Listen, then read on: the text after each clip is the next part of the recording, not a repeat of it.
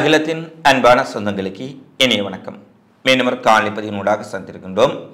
காசாவில் இஸ்ரேலுக்கும் ஹமாஸுக்கும் இடையிலான போர் நிறுத்தம் ஏற்படும் என அமெரிக்கா, கத்தார், எகிப்து தரப்பும், ஆனால் அங்கே இருக்கக்கூடிய முக்கிய தரப்பான ஹமாஸ் இயக்கமோ தங்களுடைய கோரிக்கைகளை இஸ்ரேல் ஏற்றுக்கொள்ளவில்லை என்று மறுதரப்பிலும் இழுபறி நீடித்து வரக்கூடிய சூழ்நிலையில் ஆண்டனி பிளிங்கன் எகிப்து, கத்தார் ஆகிய நாடுகளில் சந்திப்பை முடித்திருக்கின்றார்.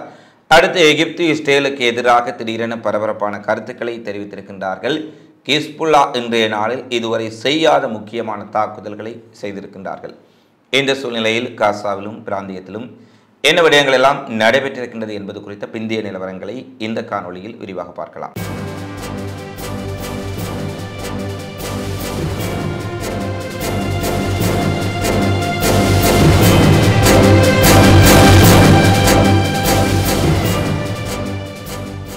காசா போர் நிறுத்தத்திற்காக அமெரிக்கா, இங்கிலாந்து போன்ற நாடுகளின் வெளிவிவகார அமைச்சர்கள் இன்று கூட்டாக ஒரு செய்தியை வெளியிட்டிருக்கின்றார்கள். அமெரிக்காவும் பிரிட்டனும் மேற்குலகமும் இணைந்து மூடப்பட்ட நிலையில் க்ளோஸ்ட் ஆக்ஷன் என்று சொல்லக்கூடிய மூடப்பட்ட திரைக்கு பின்னால் பல விடயங்களை தாங்கள் செய்து வருவதாக ஒரே நேரத்தில் அமெரிக்காவும் தெரிவித்திருக்கின்றார்கள், பிரிட்டனும் தெரிவித்திருக்கின்றார்கள். அது திறந்த பக்கத்திலேயே இவர்களால் எதையும் செய்ய முடியவில்லை. மூடப்பட்ட அறைகளுக்குள் எதை பேசி என்ன விடயத்தை செய்ய போகின்றார்கள் என்பதுதான் மிகப்பெரிய கேள்வியாக இருக்கின்றது. ஏனெனில் ஆண்டனி பிளிங்கன் எகிப்தில், கத்தாரில், இஸ்ரேலில் எல்லாம் சந்திப்புகளை நடத்திய பின்னர் போர் நிறுத்தம் உடனடியாக ஏற்படுவதற்கு வாய்ப்பு இருக்கின்றது என்று கூறினார். அவர் பேச்சுவார்த்தை ஆரம்பித்து 3 நாட்கள் கடந்து விட்டது. எப்போது போர் நிறுத்தம் ஏற்படும், எப்போது காசாவில் அமைதி திரும்பும், பணைய கைதிகள் எப்போது விடுவிக்கப்படுவார்கள் என்றால் அதற்கு பதில் எகிப்திடமும் இல்லை, கத்தாரிடமும் இல்லை, அமெரிக்காவிடமும் கிடையாது. ஆனால் வெளி ஊடகங்களில் எல்லாம் போர் நிறுத்தத்திற்கு அமெரிக்கா 2 தரப்பையும் சம்மதிக்க வைத்து விட்டார்கள் என சகட்டு மேனிக்கு செய்திகளை வெளியிட்டுக் கொண்டிருக்கின்றார்கள். இந்த நிலையில் தான் பிரிட்டனும் அமெரிக்காவும் ஏற்கனவே போர் நிறுத்தம் ஏற்படுவதற்கு அனைவரும் சம்மதித்து விட்டார்கள் என்று சொன்னால் எதற்காக இவர்கள் மூடப்பட்ட அறைகளுக்குள் மீண்டும் பேச்சுவார்த்தைகளை நடத்தி கொண்டு இருக்கின்றார்கள் என்பதை அமெரிக்காவின் ஆண்டனி பிளிங்கனும் பிரிட்டனுடைய வெளிவிவகார அமைச்சரும் தான் கூற வேண்டும். ஆனால் ஹமாஸ் திட்ட தெளிவாக கூறிவிட்டார்கள். எங்களுடைய கோரிக்கைகள் என்ன என்பதை அதை நாங்கள் பல தடவைகள் வெளியிட்டிருக்கின்றோம். காசாவில் இருந்தோ ராஃபாவில் இருந்தோ இஸ்ரேல் இராணுவம் வெளியேறாமல், முழுமையாக வெளியேறாமல் எந்த போர் நிறுத்தத்தையும் தாங்கள் ஏற்றுக்கொள்ளப் போவதில்லை என அதுவே தங்களுடைய இறுதி முடிவென்றும் ஹமாஸ் தெரிவித்து விட்டார்கள். இந்த நிலையில் ஹமாஸினுடைய கோரிக்கைகள் ஏற்றுக்கொள்ளப்படாமல் இஸ்ரேலும், அமெரிக்காவும், எகிப்தும், கத்தாரும், பிரிட்டனும் இணைந்து அங்கு யாருக்கு இந்த ஒப்பந்தத்தை கொண்டு வரப்போகின்றார்கள், யாருடன் ஒப்பந்தத்தை கொண்டு வரப்போகின்றார்கள் என்பதெல்லாம் மிகப்பெரிய கேள்வியாக இருக்கின்றது. அமெரிக்காவின் உடைய மத்தியஸ்தம் குறித்து ஈரானும் மிகப்பெரிய சந்தேகங்களை வெளியிட்டிருக்கின்றார்கள். போருக்கு ஆதரவாக இருக்கக்கூடிய ஒரு பங்காளி எப்படி மத்தியஸ்தராக இருக்க முடியும் என்ற கருத்துக்களும் இங்கே நியாயமான கருத்துக்களாக தான் இருக்கின்றன. இந்த நிலையில் எகிப்தினுடைய வெளியுறவுத்துறை அமைச்சகம் நேற்று ஒரு அறிக்கையை வெளியிட்டிருக்கின்றார்கள். இந்த எகிப்து, சவுதி அரேபியா, ஜோர்டான் போன்ற நாடுகள் இந்த பாலஸ்தீன யுத்தத்தில் எந்த பக்கத்தில் நிற்கின்றார்கள் என்பது எங்களுக்கே பெரிய சந்தேகமாக இருக்கின்றது. ஒரு நாளில் பார்த்தால் இஸ்ரேலுக்கு எதிராக ஆக்ரோஷமான கருத்துக்களை வெளியிடுகின்றார்கள். மறுநாளோ ஈரான் இஸ்ரேல் மீது தாக்குதலை நடத்தினால் எங்கள் வான்வெளிகளுக்கு மேலாக இஸ்ரேலை நோக்கி செல்லக்கூடிய அத்தனை மிசைல் ஏவுகணைகளையும் சுட்டு வீழ்த்தி விடுவோம் என்று கூறுகின்றார்கள். எனவே இவர்களுடைய நிலைப்பாடு என்பது சரியான புரிதல் பெறுவதற்கு மிகவும் கடினமான ஒன்றாக காணப்படுகின்றது. இந்த நிலையில் திடீரென எகிப்து இஸ்ரேலுக்கு எதிராக மிகப்பெரிய கொந்தளிப்பை நேற்று வெளிப்படுத்தியிருக்கின்றார்கள்.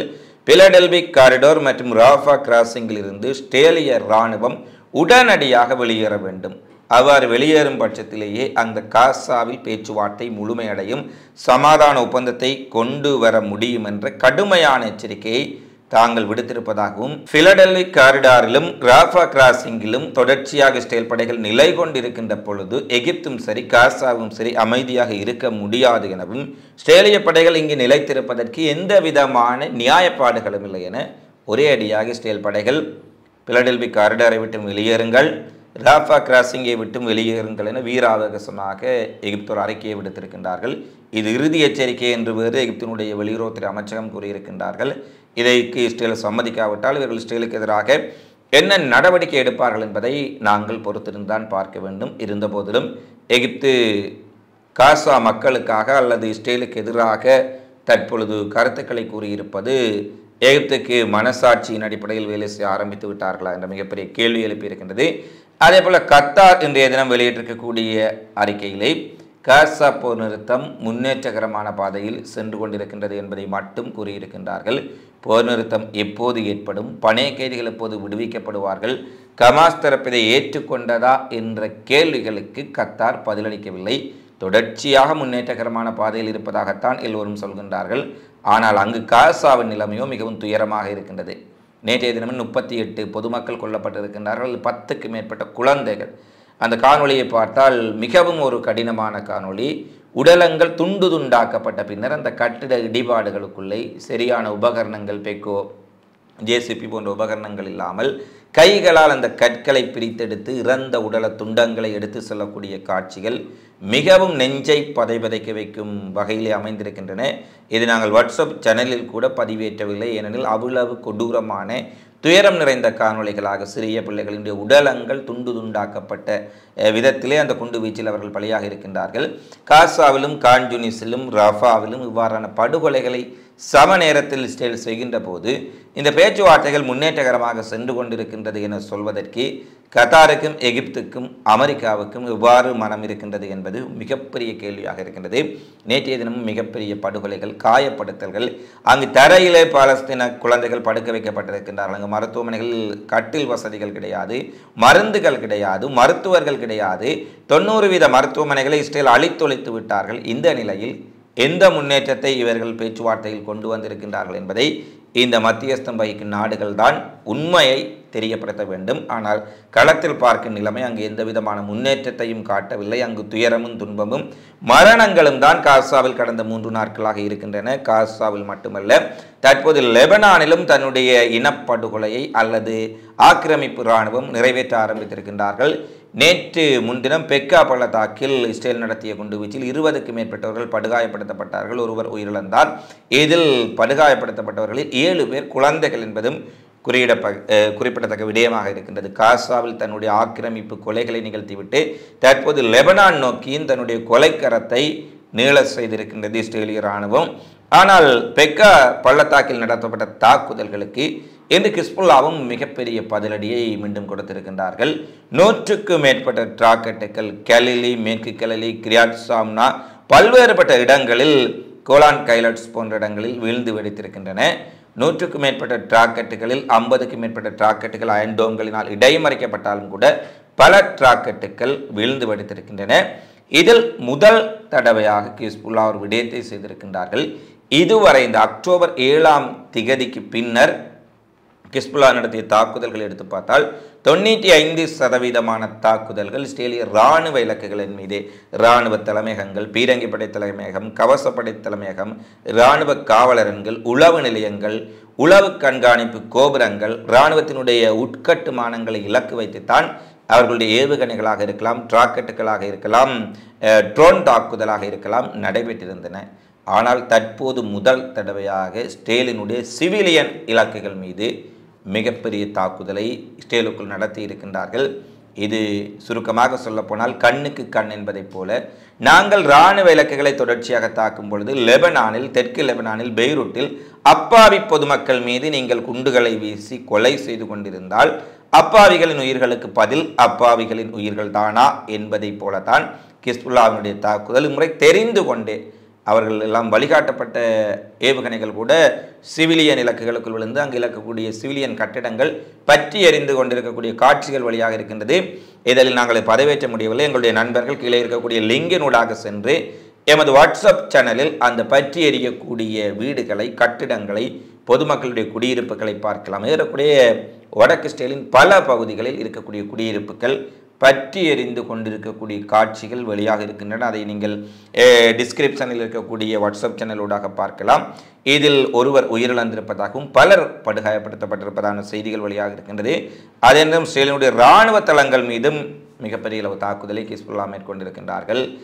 நகாரியா தளம், அல்லாலம் தளம், மெட்டுலா தளம் போன்றவற்றிலும் மிகப்பெரிய சேதங்கள் ஏற்படுத்தப்பட்டிருக்கின்றன. அதே போல நகாரியாவில் இருக்கக்கூடிய மிகப்பெரிய இராணுவ கட்டிடம் ஒன்றின் மீது 5 ஏவுகணைகள் நேரடியாக அயன்டோம்களை இடைமறிக்க முடியாமல் வீழ்ந்து வெடித்திருக்கின்றன. கட்ஸ்டன் என்ற பிரதேசத்தில் மிகப்பெரிய தீ விபத்து ஏற்பட்டிருக்கின்றது.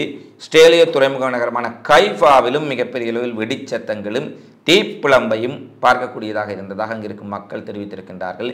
எனவே ஹிஸ்புல்லா தாக்குதலை விரிவுபடுத்தி இருக்கின்றார்கள். இஸ்ரேலினுடைய பாதுகாப்பு அமைச்சர் கெலண்ட் நேற்றைய தினம் குறிப்பிட்டார், இதுவரை தெற்கில் கவனத்தை எடுத்திருக்கக்கூடிய நாங்கள் இனி வடக்கு நோக்கி கவனத்தை திருப்பப் போகின்றோம். எங்களுடைய படையினர் மிக கவனமாக இருக்க வேண்டிய நேரம் இதனை தெரிவித்தார். அவர் சொன்னதைப் போல இஸ்ரேல் தயாராக இருக்கும் சூழ்நிலையில் ஹிஸ்புல்லாவும் தயாராகிவிட்டார்கள். அதற்குரிய ஒரு ட்ரெய்லராகத்தான் இன்றைய தாக்குதல்கள் மிகப்பெரிய அளவில் நடைபெற்றிருக்கின்றது. இந்த சம நேரத்தில் ஈராக் எதிர்ப்பு இயக்கமும் கோலான் குண்டுகள் மீது ஒரு தாக்குதலை மேற்கொண்டிருக்கின்றார்கள். இது அதிகளவான ட்ரோன்கள் பயன்படுத்தப்பட்டிருக்கின்றன. 4 ட்ரோன்கள் கோலான் குண்டுகளின் மீது ஏவப்பட்ட நிலையில் 2 ட்ரோன்கள் இடைமறிக்கப்பட்டாலும் 2 ட்ரோன்கள் துல்லியமாக கோலான் குன்று பகுதியில் இருக்கக்கூடிய இஸ்ரேலிய இராணுவ நிலைகள் மீது வீழ்ந்து வெடித்திருக்கின்றது என்ற செய்தியையும் இஸ்ரேலிய பாதுகாப்பு அமைச்சகமே வெளியிட்டிருக்கின்றார்கள். இந்த நிலையில் இஸ்ரேலினுடைய எதிர்க்கட்சி தலைவர் ஜார் லாபிட் அவர்கள் குறிப்பிடுகின்றார், அரசாங்கம் வடக்கு பகுதியின் கட்டுப்பாட்டை முழுமையாக இழந்துவிட்டதை நாங்கள் தெளிவாக காண்கின்றோம். கடந்த 3 மாதமாக நடத்திய தாக்குதல்களை விட கடந்த 3 நாட்களாக ஹிஸ்புல்லா நடத்தும் தாக்குதல்கள் மிகப்பெரிய அளவு சேதங்களை இஸ்ரேலுக்குள் ஏற்படுத்த தொடங்கி இருக்கின்றது. இஸ்ரேலிய மக்கள் ஆயிரக்கணக்கானவர்கள் இடம்பெயர்ந்து தங்களுடைய வீடுகளை விட்டு விரட்டியடிக்கப்பட்டிருக்கின்றார்கள். அவர்கள் விரட்டியடிக்கப்பட்டிருக்கின்றார்கள் என்று சொன்னார், அது இஸ்ரேலிய பூமி கிடையாது. லெபனானின் எல்லையில் இருக்கக்கூடிய பகுதிகளை இஸ்ரேல் ஆக்கிரமித்து அடாத்தாக பிடித்த இடத்தில் குடியேற்றப்பட்டவர்கள். அந்த லெபனானியர்களுக்கு சொந்தமான நிலத்தில் குடியேறியவர்கள் தான் தற்போது இடம்பெயர்ந்து மீண்டும் இஸ்ரேலுக்குள் செல்கின்றார்கள் என்பதை நாங்கள் இங்கு மறைமுகமாக உங்களுக்கு சுட்டிக்காட்ட விரும்புகின்றோம். அது வடக்கு இஸ்ரேல் என்று சொன்னாலும் அதுவும் லெபனானில் இருந்து ஆக்கிரமிக்கப்பட்ட பகுதிகளை உள்ளடக்கியது என்பதை நாங்கள் புரிந்து கொள்ள வேண்டும். வடக்கின் கட்டுப்பாடு முற்றாக இஸ்ரேல் இராணுவத்தின் வசம் இல்லை என அவர் குறிப்பிட்டிருப்பதுடன் ஏவுகணைகள், ராக்கெட்டுகள், ட்ரோன்கள், பீரங்கிகள் இங்கு தொடர்ச்சியாக விழுந்து கொண்டிருக்கின்றன. வடக்கு இஸ்ரேலில் எங்கும் மக்களுக்கு பாதுகாப்பில்லை. மக்கள் அதிகளவான நேரத்தை பங்கர்களுக்குள், பதுங்கு குழிகளுக்குள் தான் பதுங்கி இருக்கின்றார்கள். தொழிற்சாலைகள் மூடப்பட்டிருக்கின்றன, உல்லாச பயணத்துறை மூடப்பட்டிருக்கின்றது, மக்களினுடைய தொழில் ஸ்தாபனங்கள் அனைத்தும் முடங்கி இருக்கின்றன. குறிப்பாக ஹிஸ்புல்லாவின் தாக்குதல்கள் ஒட்டுமொத்த வடக்கு இஸ்ரேலையும் முடக்கி இருக்கின்றது. இஸ்ரேல் அரசுடைய கட்டுப்பாட்டில் இது இல்லை என்பதை நாங்கள் தெரிவிக்க விரும்புகின்றோம். ஆனால் நெதன்யாகுவும் அமைச்சர்களும் ஏதேதோ சொல்லிக் கொண்டிருக்கின்றார்கள். நாங்கள் அப்படி செய்கின்றோம், இப்படி செய்கின்றோம் என சொல்கின்றார்களே ஒழிய காசாவில் கமாசிடம் கூட ஒரு சொல்லும்படியான வெற்றியை பெற்றுக்கொள்ள முடியாத இந்த கோழைத்தனமான ஆக்கிரமிப்பு இஸ்ரேலிய இராணுவம் ஹிஸ்புல்லாவுடன் மோதி எவ்வாறான வெற்றியை பெற்றுக்கொள்வார்கள் என்பது மிகப்பெரிய கேள்விக்குறி என்பதில் எந்த மாற்று கருத்தும் இல்லை. இந்த நிலையில் இன்றைய நாளில் கவுதி படையினரும் ஒரு கப்பல் மீது, இஸ்ரேலிய சார்பு கப்பல் மீது தாக்குதலை மேற்கொண்டிருக்கின்றார்கள் என்ற செய்தி வெளியாக இருக்கின்றது. ஏமன் துறைமுகத்தில் இருந்து கொய்டாவில் இருந்து 77 கடல் மைல், அதாவது 143 கிலோமீட்டர் தொலைவில் இருக்கக்கூடிய லைபீரியா கொடியில் கொண்டு சென்றிருக்கக்கூடிய இஸ்ரேலிய சார்பு கப்பல் தாக்கப்பட்டதாக பிரிட்டனை சேர்ந்த கப்பல் கண்காணிப்பு நிறுவனம் செய்தி வெளியிட்டிருக்கின்றார்கள். இந்த தாக்குதலில் ஏற்பட்ட சேதங்கள், உயிரிழப்பு குறித்து இந்த காணொலியை பதிவேற்றும் இந்த நேரம் வரை செய்திகள் வெளியாகாவிட்டாலும் கவுதிகளின் தாக்குதல் நடைபெற்றிருப்பதை சுயாதீன ஊடகங்களும் உறுதிப்படுத்தி இருக்கின்றமை குறிப்பிடத்தக்க விடயமாக இருக்கின்றது. எனவே காசாவில் போர் நிறுத்தம் வருமா இல்லையா என்ற கேள்விகள் காசாவில் மிகப்பெரிய சந்தேகத்தை ஏற்படுத்தி இருக்க, மறுமுனையில் ஹிஸ்புல்லா, கவுதிகள், ஈராக் எதிர்ப்பு இயக்கம் தங்களுடைய தாக்குதலை விரிவாக்கி இருக்கின்றார்கள் அல்லது தீவிரப்படுத்தி இருக்கின்றார்கள். இதை இஸ்ரேல் எவ்வாறு எதிர்கொள்ளப் போகின்றார்கள்? இஸ்ரேலும் அமெரிக்காவும் இணைந்து செய்யக்கூடிய சதிவேலை மூலம் கமாஸ் இந்த போர் நிறுத்தத்தை ஏற்றுக்கொள்ளவில்லை என்பதை போல காட்டுவதற்கு வெளியுலகத்திற்கு மிகப்பெரிய முயற்சிகள் அங்கே மேற்கொள்ளப்பட்டு வருவதாக பலரும் தெரிவித்திருக்கின்றார்கள். இந்த நிலையில் காசாவிலும் லெபனானிலும் பிராந்தியத்திலும் என்ன விடயங்கள் எல்லாம் நடைபெறப் போகின்றது என்பதை பொறுத்திருந்துதான் பார்க்க வேண்டும். இந்த காணொலி பதிவு தொடர்பிலான உங்களது மதிப்பான கருத்துக்களை தவறாமல் கொமெண்ட்ஸில் பதிவிடுங்கள் என கேட்டுக்கொண்டு மீண்டும் காணொலி பதிவில் உங்களை சந்திக்கும் வரை உங்களிடமிருந்து விடைபெறும் நான் உங்கள் அன்பின் சந்துரு. வணக்கம்.